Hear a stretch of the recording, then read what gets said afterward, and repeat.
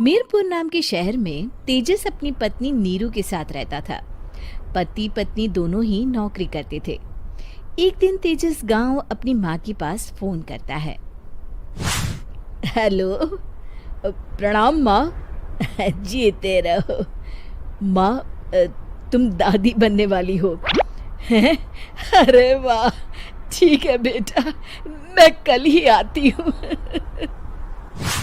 जब माँ जी शहर पहुंची तो बेटे बहू ने बहुत अच्छे से स्वागत किया। लीजिए माँ जी, चाय। अरे गर्मा गर्म पकोड़े ले आओ माँ के लिए। नीरू रसोई में गई और 2 मिनट में ही पकोड़े ले आई। जी ये लीजिए। बहू जादू से बनाए हैं क्या? अभी तो रसोई में गई थी। यम्मी। माँ जी, शीला रसोई में पकोड़े तल रही है, मैं बस लेकर आई। हे भगवान, मेरा धर्म भ्रष्ट कर दिया तूने। अब तो गंगा जल से शुद्धिकरण करना होगा। दूसरे दिन, माँ जी मैंने नाश्ता बना दिया है, ऑफिस जा रही हूँ। पर अभी तो घर का सारा काम पड़ा है। शीला आती ही होगी, झाड़ू पोछा बर्तन कपड़े वो सब कर लेगी। हमारे जमाने में घर का सारा काम हम ही करते थे। जी माँ जी, आप बहुत होशियार हैं, मैं घर ऑफिस दोनों नहीं संभाल पाती।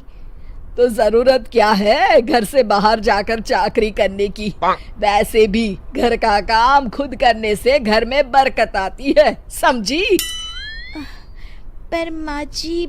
पर वर कुछ नहीं, इस महीने की पगार मिले फिर ऑफिस बंद है। हाँ। रात को नीरू तेजस से कहती है, सुनिए जी, माँ जी बोल रही थी कि मैं नौकरी छोड़ दूं। वैसे ठीक ही तो है, अभी तुम्हें आराम की जरूरत है। फिर भी आराम कहाँ, शीला को छुड़ाने के लिए बोल रही थी। तो अब 24 घंटे में इतना काम तो कर ही सकती हो। पर जॉब पसंद है मुझे, घर पर मन नहीं लगेगा। अगले दिन जब दोनों ऑफिस के लिए निकल रहे थे, मेरी तो कोई कीमत ही नहीं है इस घर में। माँ जी, आजकल महंगाई बहुत है, रहन सहन भी बदल गया है, दोनों नौकरी करते हैं तभी ठीक रहता है। अच्छा, तू कहना क्या चाहती है? मेरा बेटा तुझे बिठा के खिला नहीं सकता? तू ही इस घर का खर्च चला रही है, हैं? नहीं माँ जी, मेरा वो मतलब नहीं था। मतलब खूब समझती हूँ, ये बाल धूप में सफेद नहीं किए मैंने। हाँ। अब तो ये रोज का काम हो गया था। तेजस भी रोज की झिकझिक से परेशान हो गया था। एक दिन उसने कहा, नीरू, वैसे भी तुम्हें मैटरनिटी लीव मिलने वाली है, तो अभी से ही छुट्टी ले लो। पर क्या, मेरी सैलरी अच्छी खासी है। आखिर नीरू ने रिजाइन कर दिया। जब बच्चा हुआ तो घर में सब बहुत खुश हुए। कुछ दिनों बाद तेजस फाइल देख रहा था। क्या हुआ तेजस, कुछ परेशान लग रहे हो? हाँ, वो हमारी जितनी सेविंग्स थी वो तो हॉस्पिटल में और छठी के फंक्शन में खत्म हो गई है नीरू। और अभी वैसे मंदी चल रही है तो मैं बोल रही थी कल मुन्ना को हेपेटाइटिस का टीका लगवाना है। नीरू, क्या पोस्टपोन नहीं कर सकते?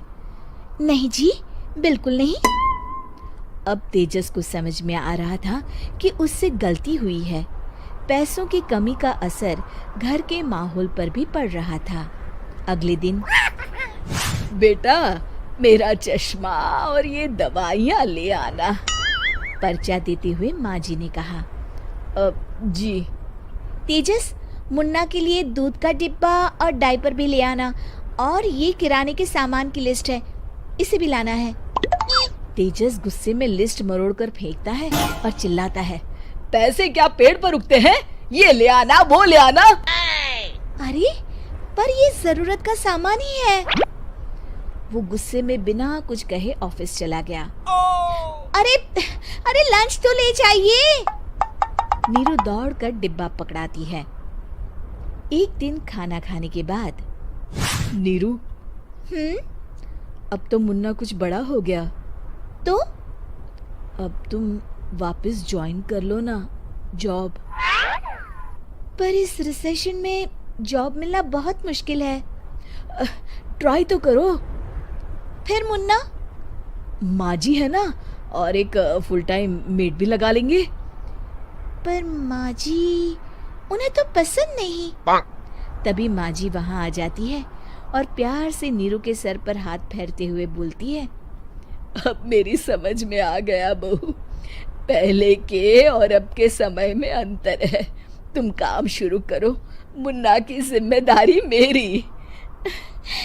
मेरी प्यारी माँ जी, ये कहकर नीरू उनके गले लग गई। शिक्षा, परिवर्तन संसार का नियम है, हमें भी समय के साथ चलना चाहिए।